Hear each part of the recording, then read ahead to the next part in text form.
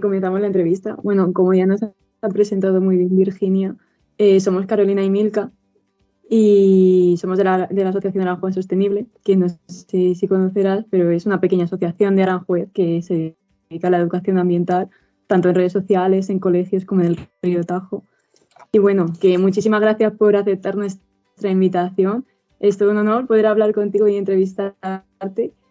Y es que hemos visto ya que eres todo un experto en el tema, doctor en Ecología y Medio Ambiente, has trabajado también en consultoría ambiental, en multitud de proyectos sobre ciencias de la sostenibilidad y en la Secretaría de Convención Marco de las Naciones Unidas contra el Cambio Climático.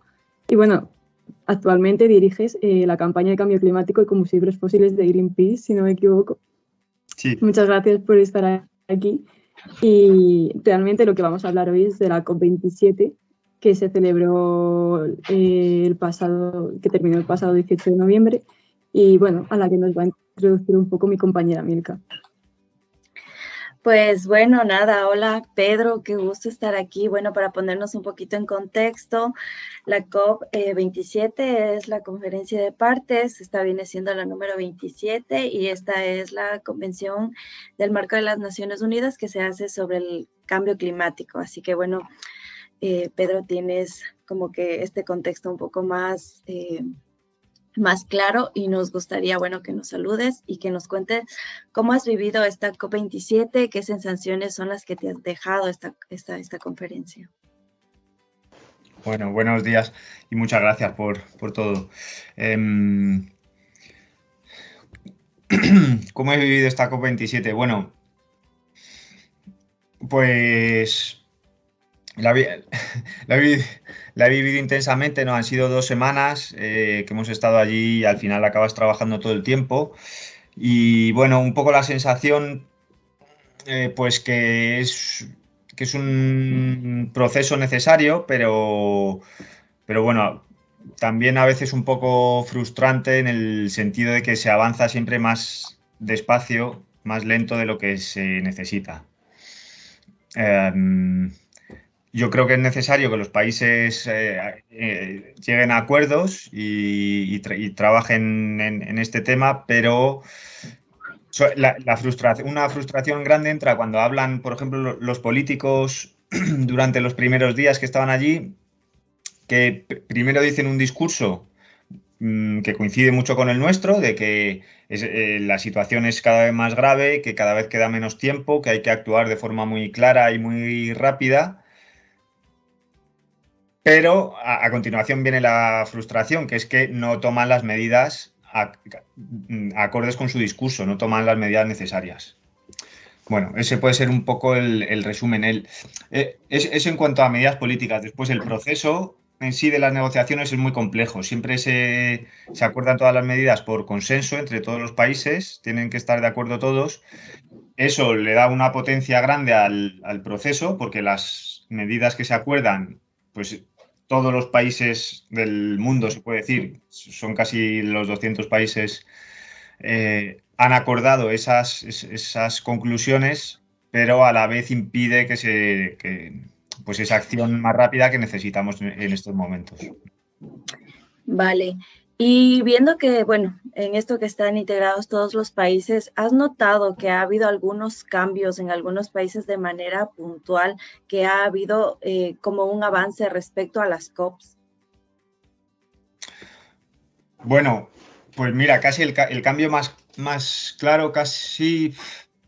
Bueno, pues un cambio claro ha sido el de Estados Unidos, que con la anterior administración no estaban por la labor de tomar ninguna medida en la dirección de reducir el cambio climático y ahora se muestran más acordes. Bueno, otro cambio importante en esta COP en concreto ha sido el acuerdo, el mayor punto positivo de esta COP, que ha sido que Europa y Estados Unidos, bueno, sobre todo esos dos grupos de países, pero aunque hay otros también, pero estos son los que más lideran estas posiciones, hayan aceptado la creación del Fondo de Pérdidas y Daños. Cuando llegamos a la COP, los primeros días que estábamos planeando los distintos objetivos que teníamos, este era uno de ellos, y nos parecía muy difícil que llegase a acordarse, a aprobarse la creación de este fondo. Y eso lo vemos de forma positiva y ha sido un cambio. Al principio no querían ni oír hablar de este fondo y de hecho estaban siempre hablando pues que hacen falta otras soluciones, que no es la mejor solución, que a lo mejor se podía acordar dentro de unos años cuando se definiese mejor. Entonces, bueno, ese sí que ha sido un cambio y es significativo porque siempre se había trabajado en reducir las emisiones y en adaptarse al cambio climático, pero no en esta nueva tercera pata de la acción climática que es afrontar los desastres que ya están ocurriendo. Vale, y sobre este escenario, ¿tú dirías que cuáles vendrían siendo los retos principales que deja esta COP27 y cuáles crees que serían las claves para que esos objetivos puedan ser cumplidos, pero de una manera realista? Pues a ver, dos retos principales. Uno, el marcar pasos más claros de reducción de emisiones, del abandono de los combustibles fósiles. Una de nuestras demandas era incluir en las conclusiones que dejar claro que es necesario abandonar el uso del carbón, el petróleo y el gas, que son los tres combustibles fósiles que nos están llevando a esta catástrofe climática.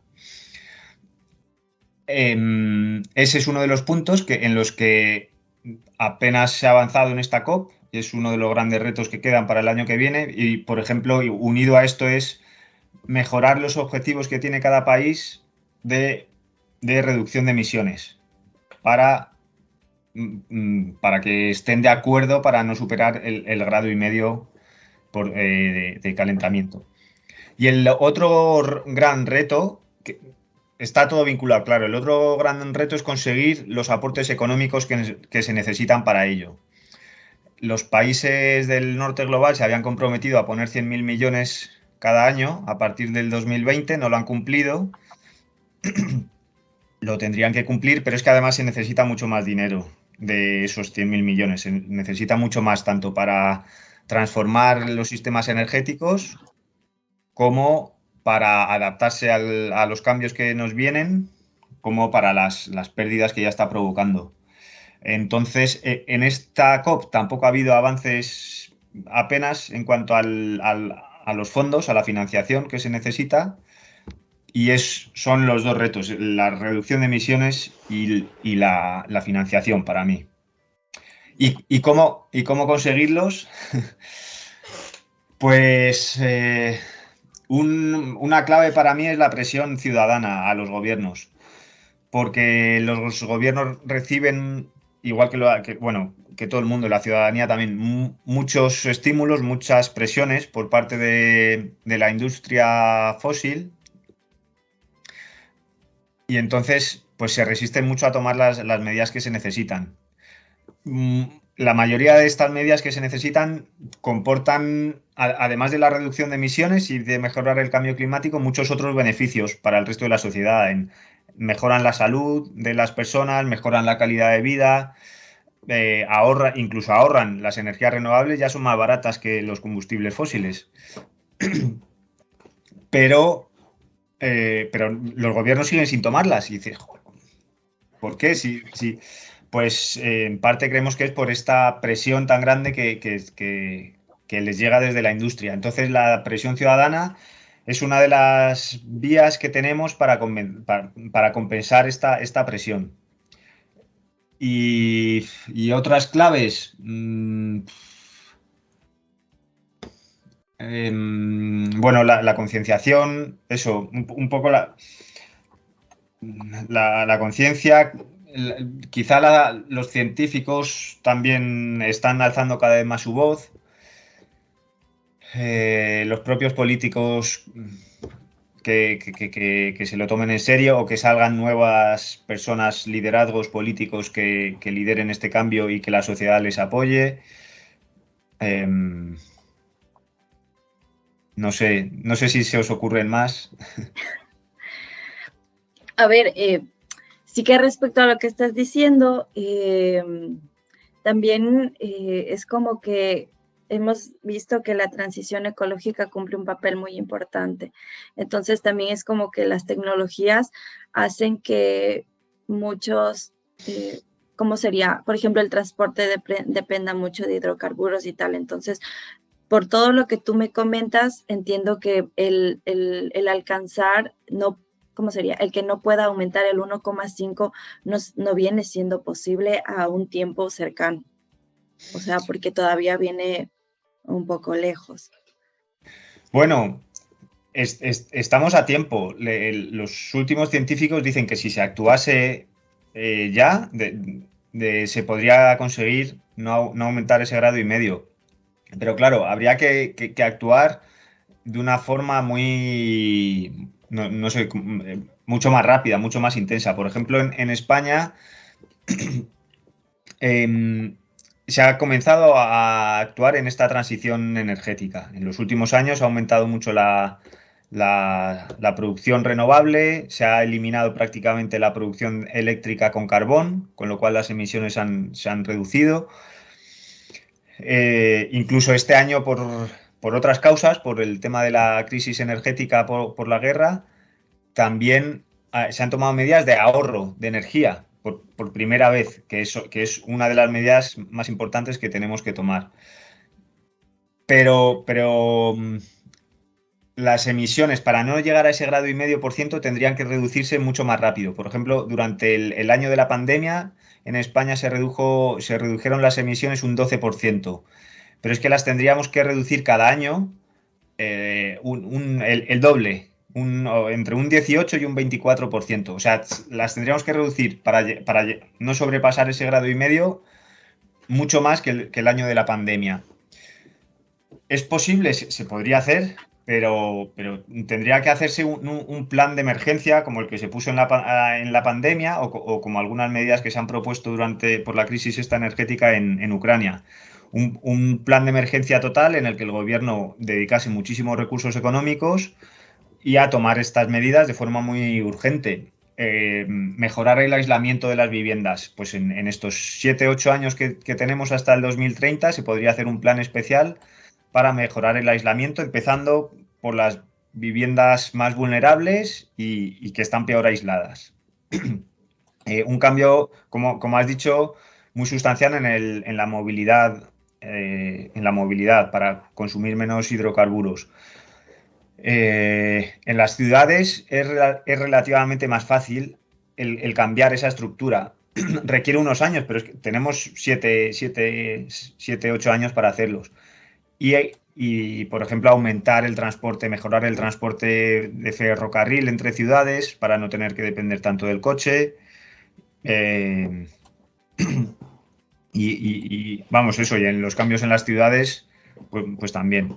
Entonces, y cambios en la alimentación también, reducir el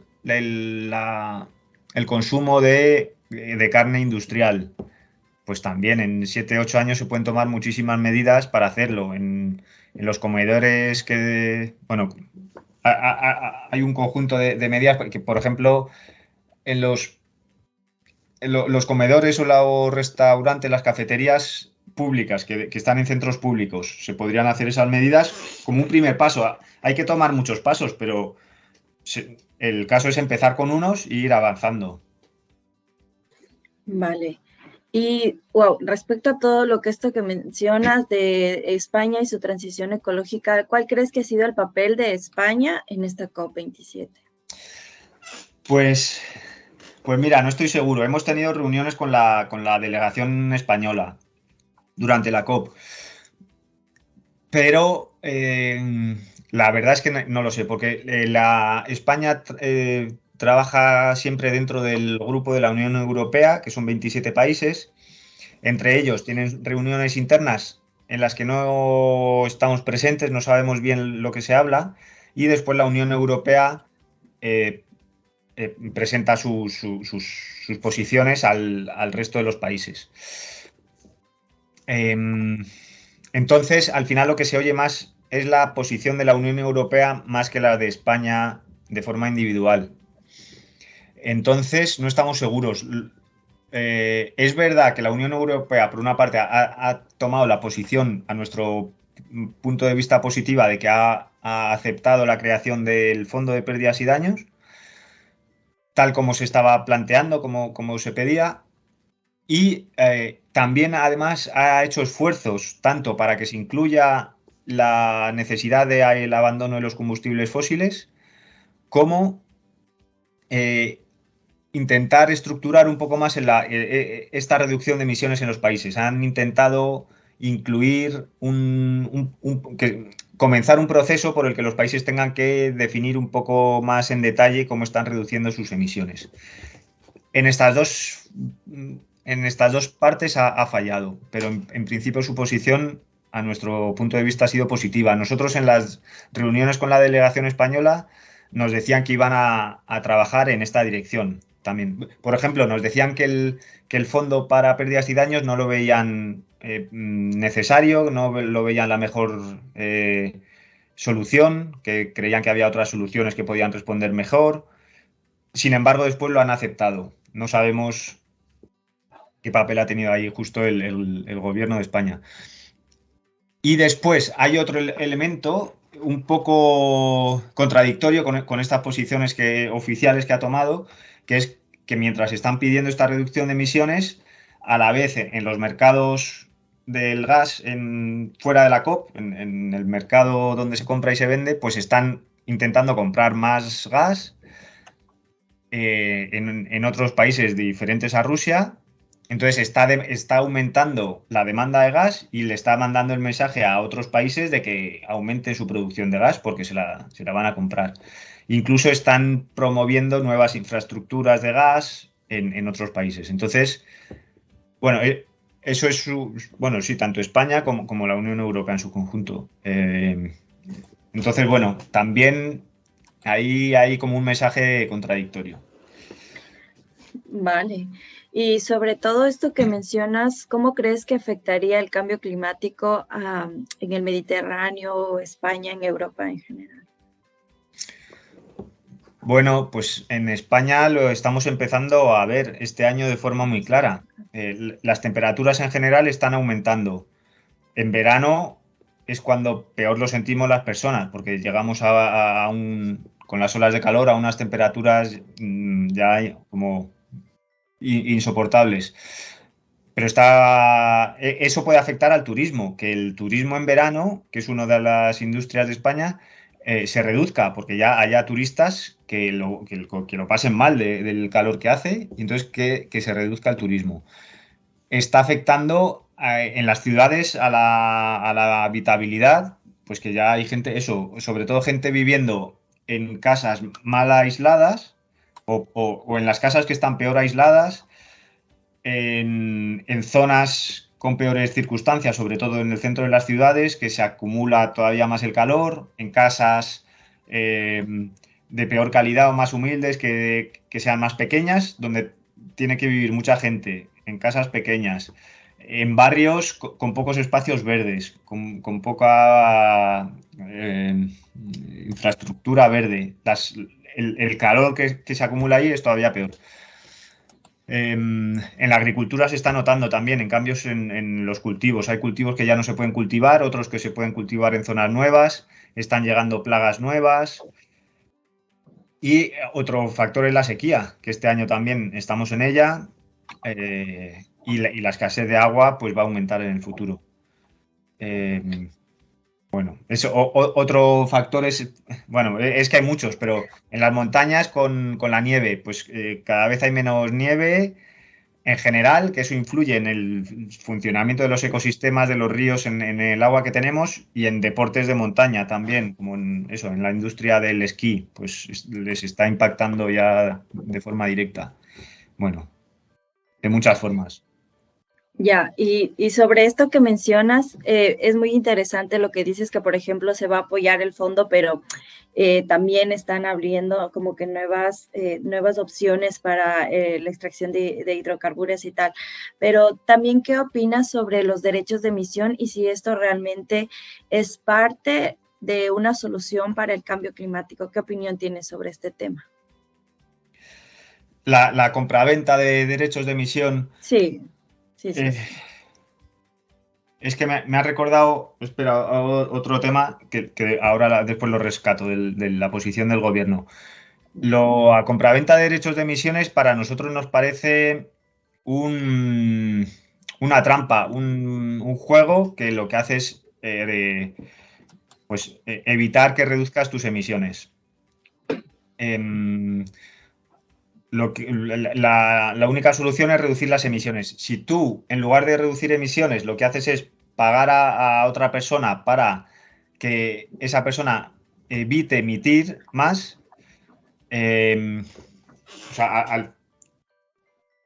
si tenemos este nivel de emisiones, tú quieres emitir esto y otra persona puede que emita o no, también una parte importante, o porque corte el bosque para cultivar, o porque corte el bosque para tener leña, por ejemplo, para calentarse. Si tú emites esto, estás evitando que esta persona emita esto, pero eso que emites son emisiones potenciales que podrían ocurrir o no. Por otra parte, a lo mejor le pagas, entonces esa persona no corta el bosque, pero igual viene un incendio y lo quema, o viene otra persona que no es a la que le has pagado, viene una persona de fuera y lo corta igualmente, con lo cual al final tienes, no es que no tengas ninguna de las dos, sino que tienes las dos sumadas. Para nosotros es una forma que tiene la industria para seguir emitiendo. Un ejemplo se ha dado este año en España. Hay una empresa que recibe dinero para plantar nuevos bosques y de esa forma absorbe CO2 y compensa las emisiones de otras empresas. Esa empresa, al hacer las obras para plantar los nuevos árboles, excavando con las máquinas, saltó una chispa, provocó un incendio de 30.000 hectáreas. Con lo cual las emisiones que ha producido son mucho mayores de las que potencialmente podría reducir en los próximos 30 años. O sea, con los bosques se absorben 30 años. Con lo cual, y por otra parte, podrían ser beneficiosas si las empresas lo hiciesen de forma voluntaria. Para las comunidades que pueden recibir ese dinero, pues sí que puede ser una fuente de ingresos positiva. Pues que mejore la conservación de un espacio natural, de un ecosistema valioso, o mejore la forma, para que sea más sostenible, la forma de utilizar los recursos naturales de una zona. Pero creemos que tendría que ser más de forma voluntaria y no por compensación. Y por volver al otro tema que me has hablado de la posición de España, el presidente del gobierno presentó una serie de medidas al principio de la COP que sumaban como 50 o 55 millones de euros. Lo que necesitamos, o sea, iban en la buena dirección, lo que pasa es que necesitamos que sean 10, 100 o 1000 veces más altas esas contribuciones. Por ejemplo, frente a esos 55 millones, contrastan el año anterior. En los últimos años España ha estado financiando infraestructuras de fósiles, de gas y petróleo en otros países. El importe que ha estado dedicando a esas subvenciones era de 1.000 millones al año. Entonces, contrastan esos 1.000 millones con los 55. Pues necesitamos ese cambio de escala en la acción climática. Vale, y bueno, sobre todo que esto mencionas que el económico es muy importante. ¿Cómo se podría sobrellevar el interés del rédito económico y la responsabilidad ambiental que tienen las empresas en general? O sea, que sigan teniendo beneficios. Y tal vez responsabilidad ambiental, sí. Pues mira, hay empresas que lo consiguen, pero claro, si hay dos empresas que están compitiendo ofertando el mismo servicio y hay una que cumple los estándares de más sostenibilidad, a veces puede que le cueste más dinero, con lo cual está ofreciendo sus servicios a un coste mayor. Es una cierta competencia desleal. Con lo cual, mientras haya empresas que no lo cumplan, se lo salten y con eso tengan costes menores, pues es una situación un poco muy difícil. Aún así hay empresas que lo intentan y lo consiguen, pues ofreciendo productos de mayor calidad. Hay empresas de agricultura ecológica que lo que hacen también, por ejemplo, es vender el producto de forma directa, sin que haya intermediarios. Así lo pueden vender a un precio mayor, pero al consumidor no le supone tanta diferencia. Entonces, bueno, hay estrategias de este tipo, de ofrecerlo a mayor calidad, de venta directa y algunas otras con las que se puede, o diferenciando, pues que sean unos sabores especiales o unas experiencias distintas. También hay medidas que suponen ahorros, viviendas de mayor calidad que sean ya neutras en carbono, se llaman, que estén muy bien aisladas y que la poca energía que necesites la puedas hacer con tus propios paneles solares. Reduce mucho la factura de la luz. A largo plazo te va a salir mucho más barata vivir ahí. Claro, es un beneficio. Vale. También me gustaría saber qué opinas sobre los fondos de compensación, cómo se verían afectados esto respecto al conflicto que hubo en la COP27, y también me gustaría saber si es un acuerdo creíble para poder compensar los daños y pérdidas que hay en países vulnerables. Bueno, pues a ver, sí, es un tema complicado también. Se ha dado el primer paso. Lo que se pretendía era formalizar la creación de este fondo, porque a partir de aquí ya sí que los países están obligados a hablar del tema, intentar concretarlo lo antes posible. Pues está por ver que sea efectivo, claro, efectivamente, se tendría que implantar lo más rápidamente posible y que los países aporten el dinero necesario. No sé qué tal va a funcionar, esperemos que lo mejor posible. Hay muchas cosas que definir, por ejemplo, si hay un desastre en un país, ¿a partir de qué nivel puede recibir? Os mandan un mensaje. ¿A partir de qué momento se puede recibir? No, sí, esas ayudas. Pues si ha afectado a 1.000 personas o a 100.000. También dependiendo del país, de qué nivel de ingresos. Si afecta a Estados Unidos, a Polonia, a Marruecos o a Madagascar. O sea que bueno, que hay. Después a lo mejor también no se sabe si se va a aportar un dinero fijo al año o se va a aportar en función de los desastres que haya cada año. Hay muchas cosas por definir. Nada, pues la sociedad civil y los países más vulnerables tendrán que organizarse lo mejor posible para que salga lo mejor posible. Vale. Vale, yo quería preguntar acerca de esta compensación, que dices que obviamente todavía no se ha hecho efectivo, se está mirando, y cuándo se podría hacer efectivo, y también si realmente los países que se han comprometido a aportar dinero a este fondo, con lo que significa, lo dinámico que son los países, los cambios de gobierno, ¿tú crees que realmente se van a comprometer todos a largo plazo a continuar con este proyecto?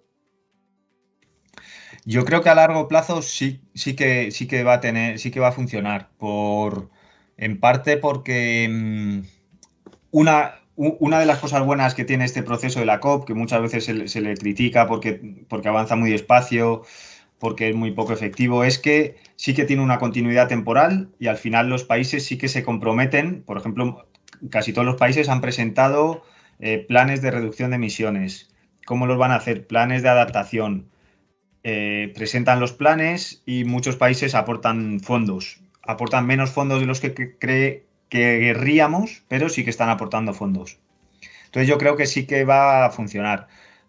Que sea lo más... ¿Cuánto de efectivo? Pues por la experiencia seguramente sea menos efectivo de lo que nos gustaría también.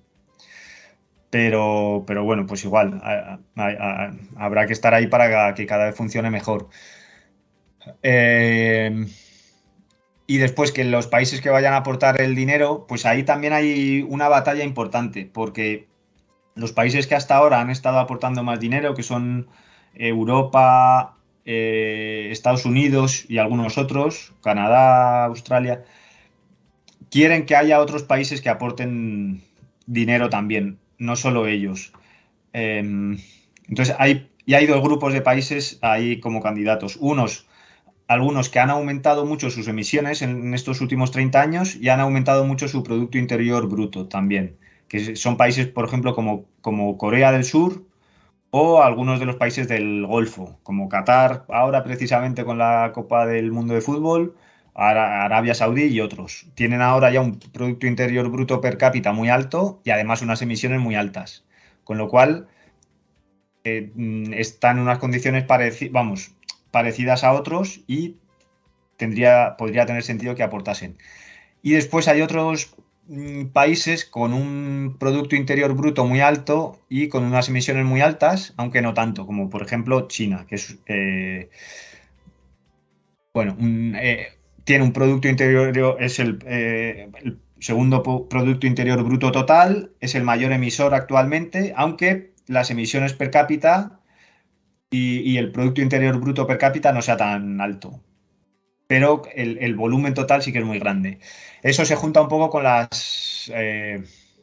los procesos o conflictos geopolíticos globales de competencia tan grande que se está dando ahora entre Estados Unidos y China, que están compitiendo por la hegemonía global, por ver quién domina un poco las dinámicas globales. Entonces esto, pues Estados Unidos es otro elemento que mete ahí para crear ahí un poco de tensión con China y exigirle más.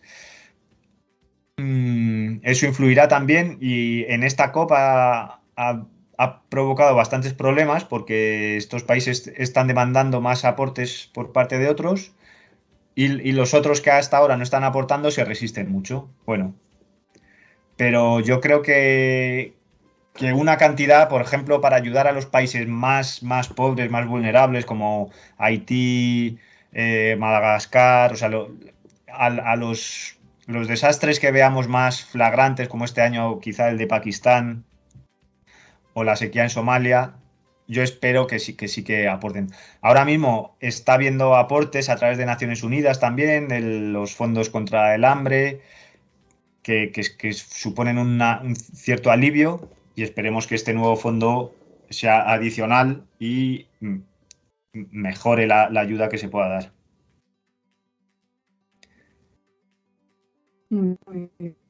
Pues esperemos que sea así, que se comprometan todos.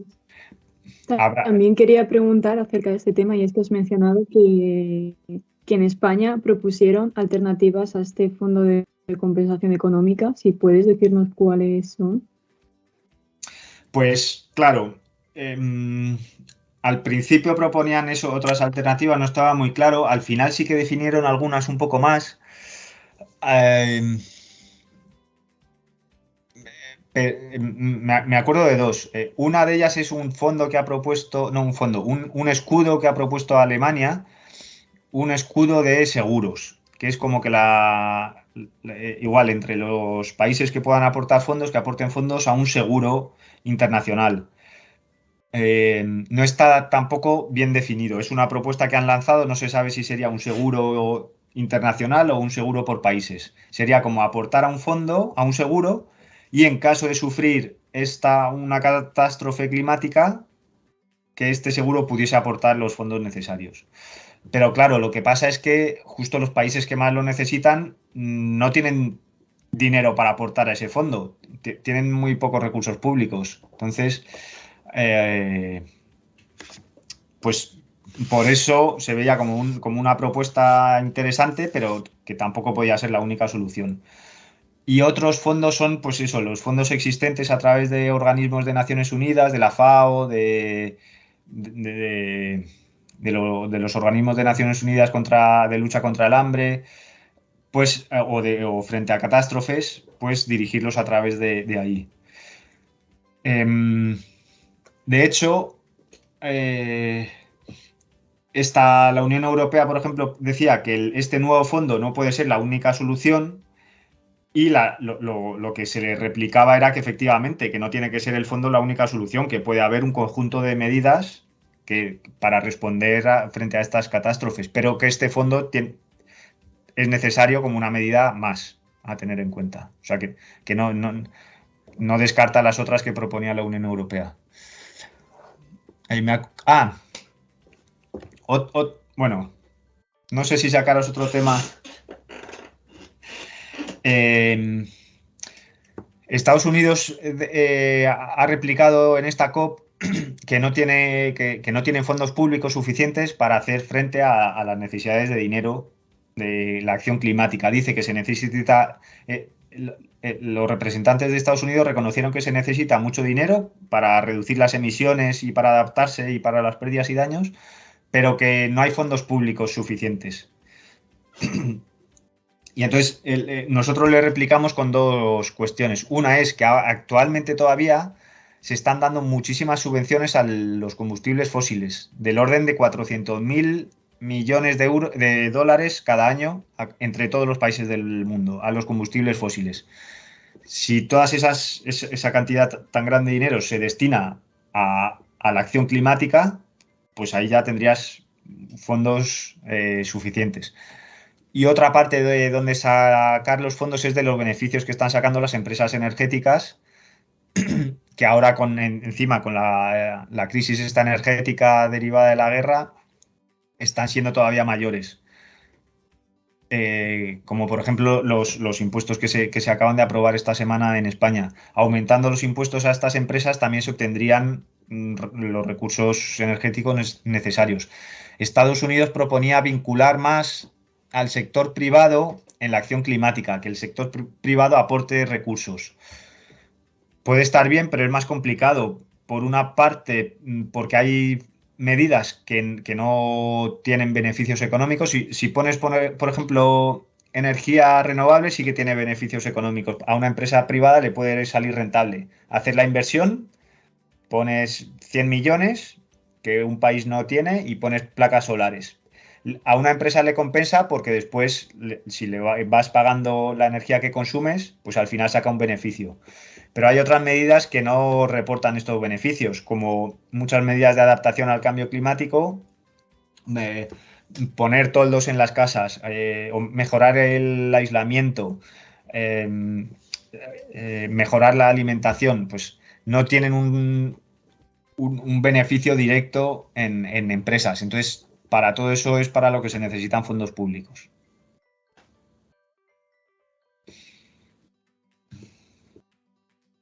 Muy interesante todas estas soluciones.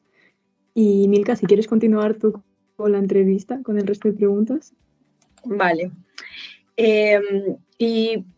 Bajo tu concepto, ¿qué consejos prácticos no deberíamos pasar por alto como para poder contribuir en esta transición ecológica? O sea, pero que serían muy fundamentales y que podría empezar una persona que no conoce nada del tema hasta, bueno, todos. Pues a ver, hay muchas. Las administraciones públicas son las que más, y las grandes empresas son las que más responsabilidad tienen. Tienen que facilitar estos cambios, impulsarlos, etcétera. Las personas podemos comenzar a hacer cambios también, además de exigírselo a nuestras administraciones.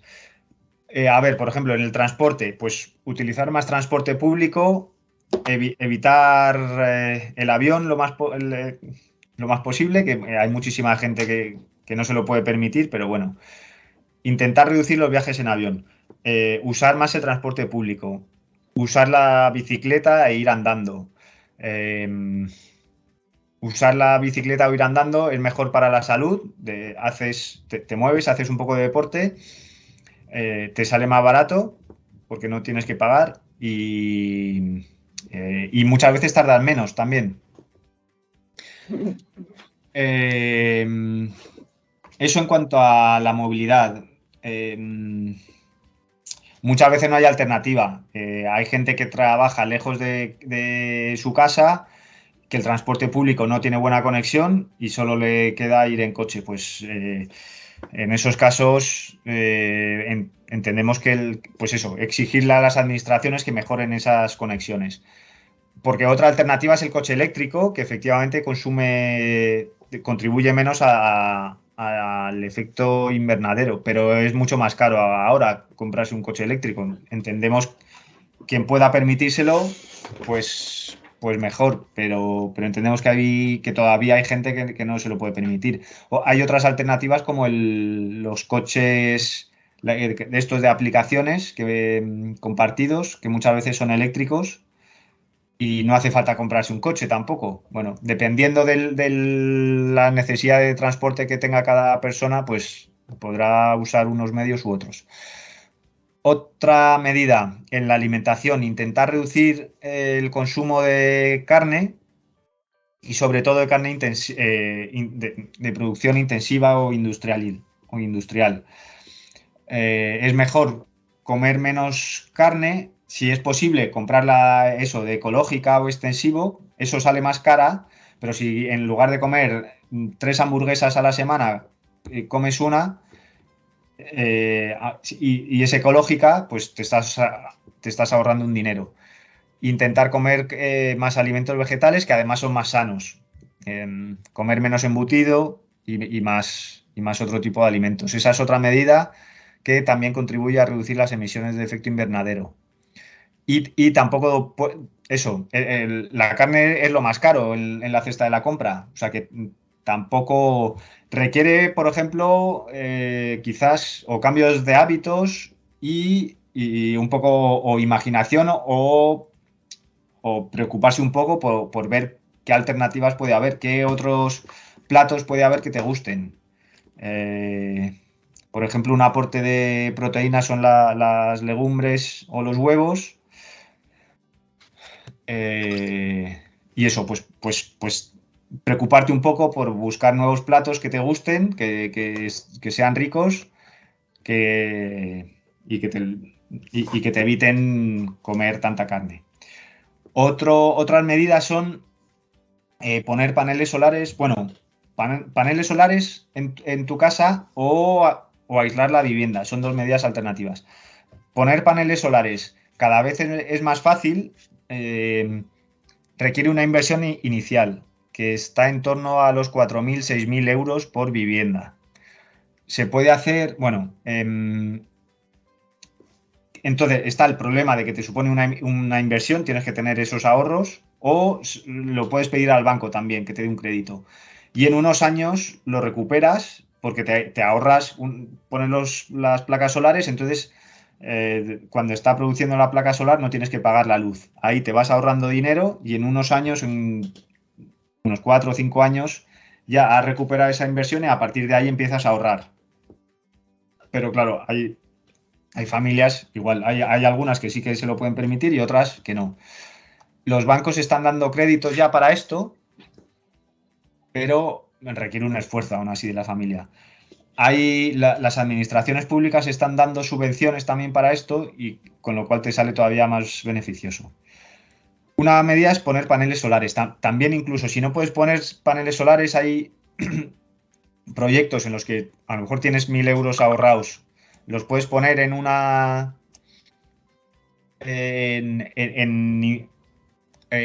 iniciativas de energía renovables. Con lo cual te vas ahorrando también dinero en la factura. También hay opciones así. Otra medida que puedes hacer es mejorar el aislamiento de la vivienda. Lo que iba a decir también es que los paneles solares hasta ahora se están poniendo sobre todo en viviendas unifamiliares, pero cada vez es más fácil ponerlo en bloques de viviendas. El problema en los bloques a veces es que no hay tejado suficiente para todas las viviendas. Pero bueno, una parte de la energía sí que te la podrías reducir. Otra es mejorar el aislamiento de la vivienda. Que muchas tienen un mal aislamiento. Pasa lo mismo que con el panel solar. Al principio te cuesta bastante dinero dependiendo de las medidas, a veces simplemente cambiar las ventanas. Si tienes unas ventanas muy, muy viejas, cambiarlas a unas mejores, se nota muchísimo la diferencia.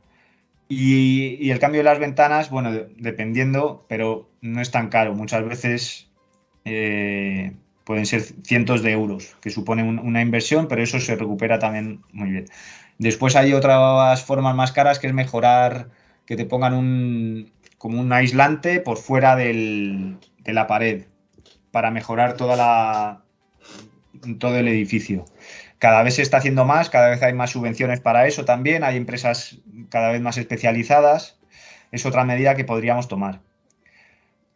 Y otra que se puede hacer es también cambiar la caldera de gas por una bomba de calor.